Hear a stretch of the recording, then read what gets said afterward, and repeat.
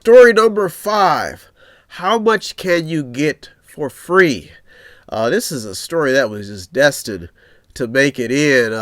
And one of the main reasons why this story number 5, made it in is because there was a story in the Atlantic that there was reports that some people who are in the financial sector, they says that the United States pretends to have free markets, and I've been keeping an eye on the story about free Medicare. You hear politicians talking about free, and how they draw people in. And I guess analysts are saying that I've even said it myself. Nothing is actually free because eventually somebody will have to pay for it. And I think this is becoming a key talking point in the economic aisles. As you can see, some journalists and analysts have caught on to this. And the reason why this story is at number 5 is because of how people have been able to draw people into believing, or have gotten people to think that things are free. Now, I can even bring this to the religious circles, which are the church aisles, the mosque, or whatever. When a religion is teaching people that that the bills are paid through grace rather than money, I think there may be some.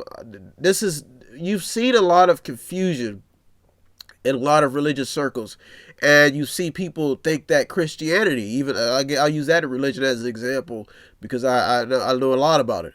Is they say, well, why do people get upset when churches have an abundance of wealth?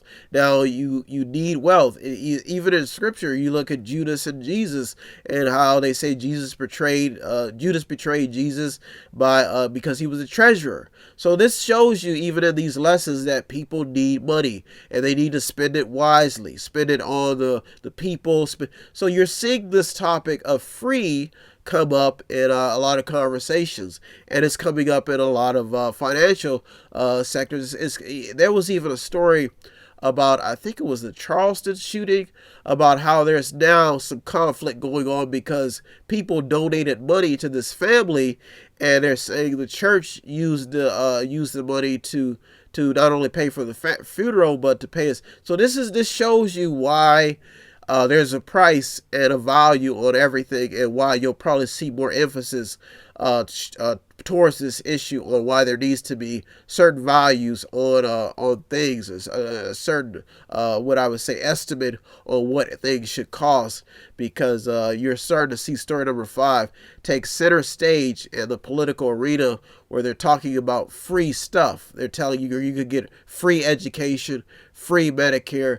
That is the simple. That's I probably could tell you that's a natural recipe for a disaster, and for getting persecuted for telling people that what they were going to get was for free, and then them later finding out that they're going to have to pay for it. This is why story number 5 is amazing, because if you're drawing people in to your atmosphere by offering them free services, now maybe you may be offering them free services, but you may be looking for your own interest, you may need customers. That may be why you're giving them something free.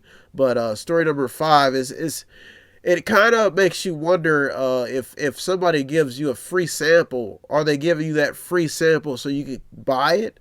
Or so this is why it's an old business tactic, and it's definitely drawing some attention. And it will keep you informed, because if somebody is giving something away, I think it draws the senses to be more aware of why they're giving you something for free, and it should make you ask questions.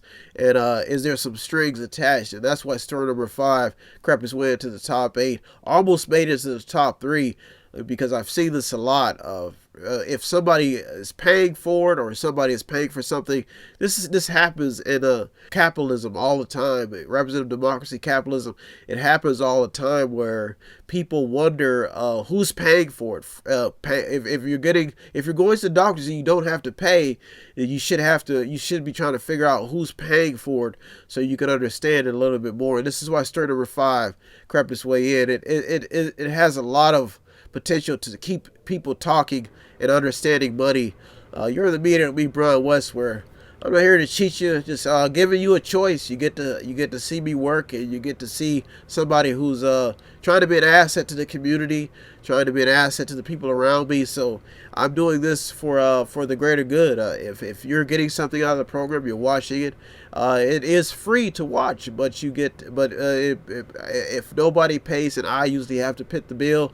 Like I said, I thank Google for this free platform, but I still pay them. I try to give them money for advertising as much as I can. So as you can see, each hand must watch the other, and I hope that makes sense. And that's a fair shake. So you're getting something out of the deal, and I'm keeping you informed. So if you want to be a contributor, check out the stories that almost made it in, or check out the stories that did make it in. METHOD, the number 8, INC.com, method88.com, where you can buy something, click on something, watch something, read something, or just sponsor a program. Constantly reminding you that I'm just a mediator, staying in the middle, navigating from the left to the right, figuring out which stories are beneficial to you, watching the pendulum swing, seeing what can keep you informed. So if you yourself want to be a contributor, doesn't take much.